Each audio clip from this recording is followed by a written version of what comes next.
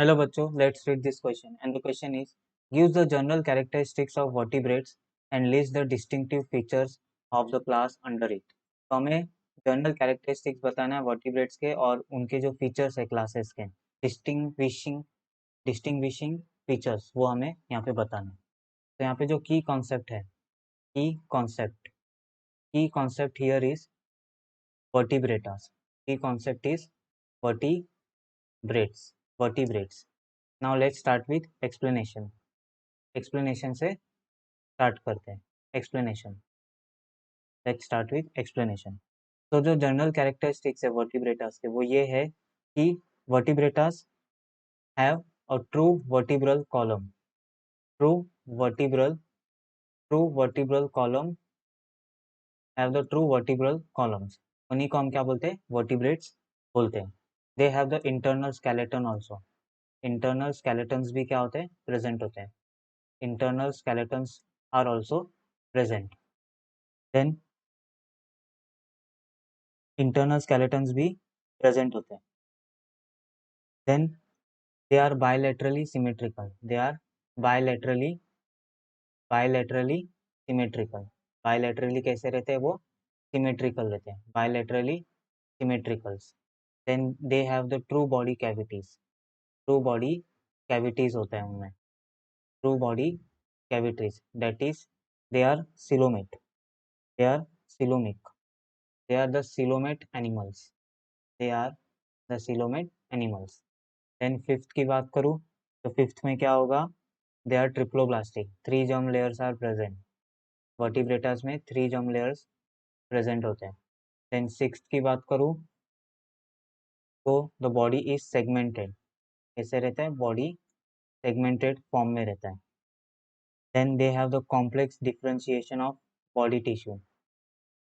Complex differentiation होता है body tissues and organs का. Body tissues differentiation of body tissues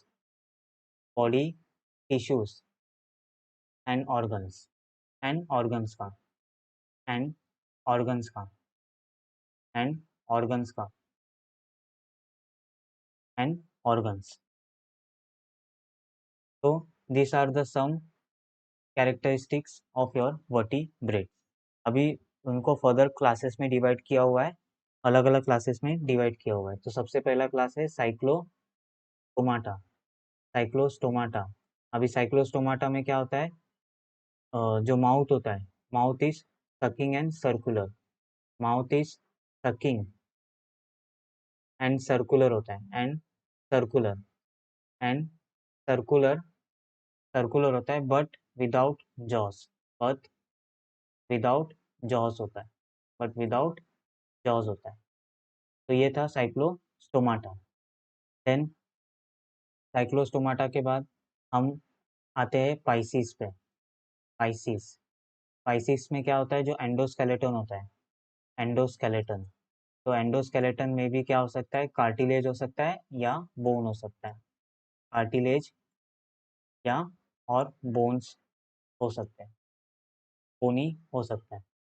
then amphibious की बात आजकल. Amphibious.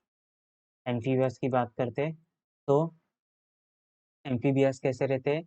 They live both on land and water. They live both both on land and water. Both on land and water and water. ये थे amphibious. Then रेप्टिलियस की मैं बात करता हूँ. रेप्टिलियस की मैं बात करता हूँ. दे shows the crawling mode of locomotion. Mode of locomotion.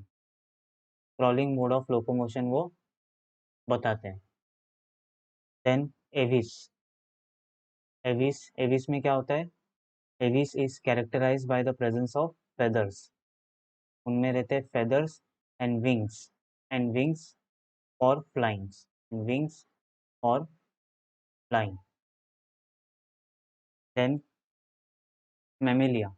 Mammalia की बात करूँ तो मेमेलियास में क्या होता है? मेमोरी ग्लैंड्स होते हैं. क्या रहते हैं? Mammary glands. मेमोरी ग्लैंड्स होते हैं. मेमोरी ग्लैंड्स रहते हैं to nourish the young ones. To nourish the young ones, to nourish the young ones, to nourish the young ones. तो हमें डिस्टिंक्टिव कैरेक्टर्स पूछे थे ऑफ ईच क्लास, तो this is Cyclostomata Pisces, Pisces के बाद है एम्फीबिया, एम्फीबिया के बाद है reptilia, Aves and your Mammalia. So I hope you will understood this concept. Thank you and best of luck.